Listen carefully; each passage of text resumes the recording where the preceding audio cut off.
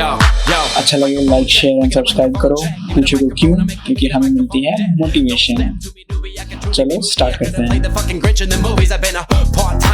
Discriminant के बारे में थोड़ा सा बताना चाहता हूँ कि आप कैसे आइडेंटिफाई कर सकते हो।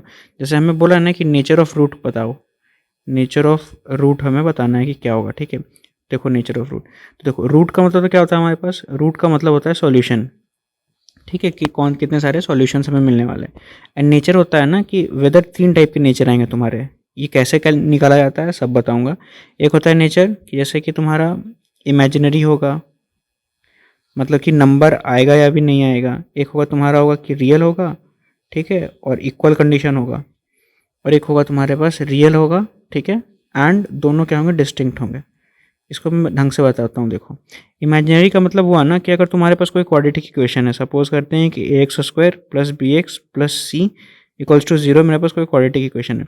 तो जनरली पहले क्या हो रहा था ना कि हमारे पास एक अल्फा और एक बीटा, मतलब कि 2 सॉल्यूशंस ऐसे निकल के आ रहे थे। तो हम लोग बोल रहे थे कि चलो अल्फा बीटा को वापस इस इक्वेशन में रखो तो सेटिस्फाई कर जाता है, और फाइनली हमारा LHS है जो कि RHS से इक्वल होकर सेटिस्फाई कर देता है। बट यहाँ पे इस इमेजिनरी का सेंस ये बनता है ना, इस इमेजिनरी का सेंस कि अल्फ़ा बीटा ये दोनों में से कोई नंबर ही नहीं आएगा तुम्हारे पास। ठीक है, तुम कैलकुलेट ही नहीं कर पाओगे कि अल्फ़ा कहाँ से बीटा, मतलब कि इसका कुछ निकल के नहीं आएगा सॉल्यूशन, तो उसको बोलेंगे कि इमेजिनरी है, वहाँ पे कुछ हो ही नहीं पा रहा। ठीक है, सेकंड होगा ना केस कि रियल और इक्वल आएगा, मतलब कि जैसे इस इक्वेशन का था तो हमने बोला था कि अल्फ़ा एंड बीटा 2 सॉल्यूशंस हैं, राइट। ठीक है, रियल का इक्वल होगा कि तुम्हारे पास सॉल्यूशन निकल के आएंगे, अल्फा एंड बीटा आएगा, लेकिन जो बीटा की जो वैल्यू है ना वो अल्फा के इक्वल होगा, मतलब कि एक अल्फा है तो दूसरा भी अल्फा होगा।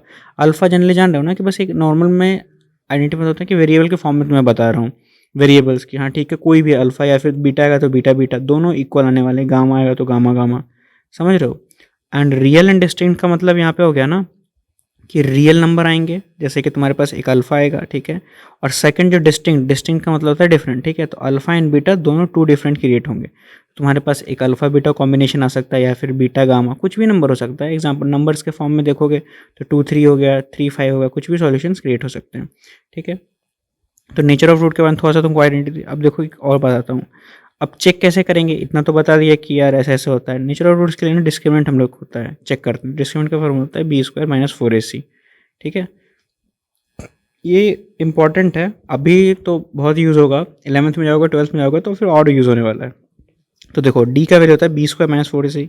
ठीक है, अब इसी पे कंडीशन होगा कि अगर डी की वैल्यू अगर ग्रेटर देन 0 है तो इस केस में हम बोलेंगे कि हमारे पास क्या होगा, रियल होगा, ठीक है, एंड डिस्टिंक्ट होगा। ठीक है, डी की वैल्यू अगर 0 के बराबर आ गई तो हम लोग बोलेंगे कि रियल तो नंबर आने वाला है, उसमें कोई डाउट नहीं है, बट यहाँ पे क्या होने वाला है, दोनों सेम होंगे, सेम इन द सेंस कि आइडेंटिकल आने वाले हैं। Got it. ठीक है, और डिस्क्रिमिनेंट की वैल्यू अगर निगेटिव आएगी तो यहाँ पे हम लोग केस कहेंगे कि भाई इमेजिनरी है, नंबर ही नहीं आने वाला है यहाँ पे। ठीक है, तो ये कंडीशन होता है। और तुम्हें ये पता ही होगा कि जो ये कोफिशिएंट्स हैं A B C, समझ रहे हो ना कि क्वाड्रेटिक इक्वेशन हम लोग कैसे लिखते हैं। General form of quadratic equation होता है ax² plus bx plus c। तो यहाँ पे A B C जो तुम्हें दिख रहा है, ये A B एंड C, यही तुम्हारा यहाँ पे सब्सिट्यूट होने वाला है इस इक्वेशन में। ठीक है, और अल्टीमेटली अगर हमें, जब देखो मैं इसके बाद बताता हूँ, अगर हमें D पता चल गया कि अगर D इक्वल टू 0 है, या फिर अगर D नेगेटिव है, या फिर D पॉजिटिव है, तो एक पूरा सॉल्यूशन का तुम्हें सेट पता होगा कि x की वैल्यू जो होती है ना, जो अल्टीमेट में सॉल्यूशन देगा वो देगा -b plus minus √b² - 4ac/2a। ठीक है, ये तुम्हें अल्टीमेटली सॉल्यूशन प्रोवाइड करने वाला है। 2 रूट्स यहाँ पे क्रिएट होंगे, तुम दिख रहा होगा यहाँ पे, एक पॉजिटिव है एक नेगेटिव है। ठीक है, तो एक पॉजिटिव के साथ अगर ले लो तो यहाँ पे तुम्हारे पास फर्स्ट रूट क्रिएट हो जाएगा। ठीक है, और एक अगर नेगेटिव के साथ तुम लेते हो तो यहाँ पे तुम्हारे पास सेकंड रूट क्रिएट होने वाला है। तो बेसिक इतना ही आइडिया है। कंडीशंस तुमको काफ़ी ध्यान रखने हैं। ठीक है, इसी कंडीशंस पे मोस्ट ऑफ द क्वेश्चंस होने वाले हैं। तो हम लोग क्वेश्चंस पे आते हैं। देखो, सो हाय एवरीवन, तो हम लोग एक्सरसाइज 4.3 का क्वेश्चन नंबर 2 का फर्स्ट कर चुके थे, क्वेश्चन नंबर सेकंड पे आते हैं, राइट। तो देखना, और कंडीशन बता देता हूँ। कंडीशन तुम्हारे यहाँ था, क्वेश्चन सेकंड बोल रहा था ना कि आप k की वैल्यू निकालो उस कंडीशन के लिए जिसके लिए हमारे पास दोनों इक्वल रूट्स क्रिएट हो जाएं। ठीक है, तो हम लोग एक्सप्रेशन पे जाते हैं। देखो कैसे सॉल्व होता है। एक सेकेंड में थोड़ा सा ये स्पेस क्लियर कर लूँ।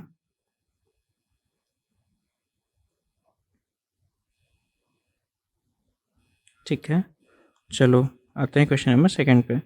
देखो सेकंड क्या बोल रहा है क्वेश्चन नंबर, थोड़ा सा सुधार लेता हूँ। देखो लिखा हुआ है ना, kx लिखा हुआ है, x - 2 लिखा हुआ है, +6 = 0, राइट। और डी का कंडीशन लगाना है, थोड़ा सा इसको सिंप्लीफाई कर लो तो क्या एक बार ये इससे मल्टीप्लाई होगा, एक बार ये इससे मल्टीप्लाई होगा, ठीक है। तो एक्सप्रेशन हो जाएगा के एक्स स्क्वायर, ठीक है, के X square minus 2kx plus 6 equals to 0, right.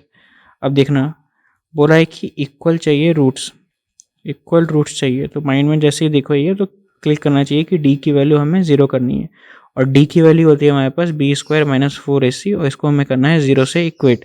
तो आ जाते हैं, इस केस में देख लो ए की वैल्यू पता है, बी की वैल्यू पता है एंड सी की वैल्यू पता है, पुट करते हैं तो माइनस 2k का स्क्वायर माइनस 4a एंड सी की वैल्यू यही है इक्वल्स टू 0।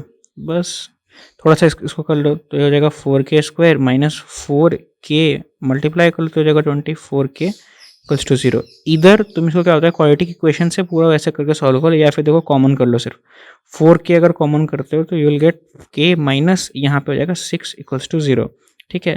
अब देखो नॉर्मली तुम्हें सॉल्व इसके अभी तो ये ऐसा हुआ है ना, 11th में जाओगे 12th में जाओगे तो ऐसा करके बहुत सारे कॉन्फ्लिक्ट तुम्हारे पास जनरेट होंगे। कॉन्फ्लिक्ट जनरेट का सीन है ना कि देखना यहाँ पे 4k दिखा यहाँ पे और k माइनस 6 दिखा, ठीक है।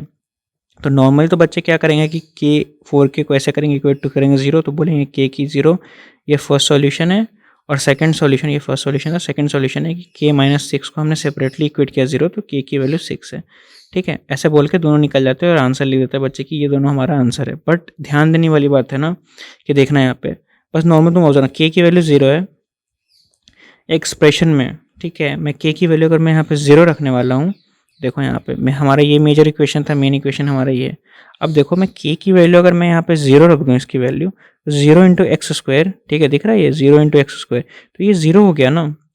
तो जो हाईएस्ट पावर था मेरी x का ये तुम्हारे पास 0 हो गया, तो ये फिर तो क्वाड्रेटिक बचा ही नहीं ना, क्वाड्रेटिक इक्वेशन ये रहा ही नहीं, समझ रहे हो, क्वाड्रेटिक नहीं रहा, ये सिंपल तुम्हारा लीनियर के फॉर्म में होगा। इसमें तुम k 0 करोगे तो एक कांस्टेंट बन गया -6, इसके अलावा कुछ बचा ही नहीं। तो k यहाँ पे हमारा 0 है ना, ये डिस्कार्ड कर दिया जाएगा कि ये सॉल्यूशन नहीं काउंट होगा, सॉल्यूशन बस k की वैल्यू जो है 6 बस यही काउंट होगी, और ये काउंट बिल्कुल नहीं होने वाली है, ठीक है। अभी तो बस ये नॉर्मल सा तुम्हें यहाँ छोटा सा कॉन्फ्लिक्ट दिखा। अभी 11th में 12th में जाओगे तो बहुत सारे ऐसे चैप्टर्स आएंगे जिसमें तुम्हें फिजिक्स के क्वेश्चन बहुत सारे आएंगे, ठीक है, जिसमें तुम्हें डील करना पड़ेगा कि यार इसको इक्वेट करता हूँ एक बारी और एक बार इससे इक्वेट करता हूँ, फिर दोनों को एनालाइज करना पड़ेगा कि ये सॉल्यूशन सही है या फिर ये सॉल्यूशन सही है। अल्टीमेटली तुम एक कंक्लूजन पे आकर रुकोगे कि नहीं भाई ये सॉल्यूशन सही है, ठीक है। जैसे अभी यहाँ पे एनालाइज किया, ये तो सिंपल सा था, और भी ऐसा होगा तो फिर और भी एनालिसिस ऐसे करना पड़ेगा, राइट। तो हमारा यहाँ पे कंप्लीट हो गया ये। हम लोग आते हैं क्वेश्चन नंबर 3 पे, मैं नेक्स्ट वीडियो में अपलोड करता हूँ। सारे सॉल्यूशंस ना वो प्लेलिस्ट में डले हुए हैं, तो आप जाके एक्सेस कर सकते हो, सारे क्वेश्चंस मिल जाएंगे अप्रॉक्सीमेटली सारे क्लासेस के, ठीक है। चलो फिर मिलते हैं नेक्स्ट क्वेश्चन में।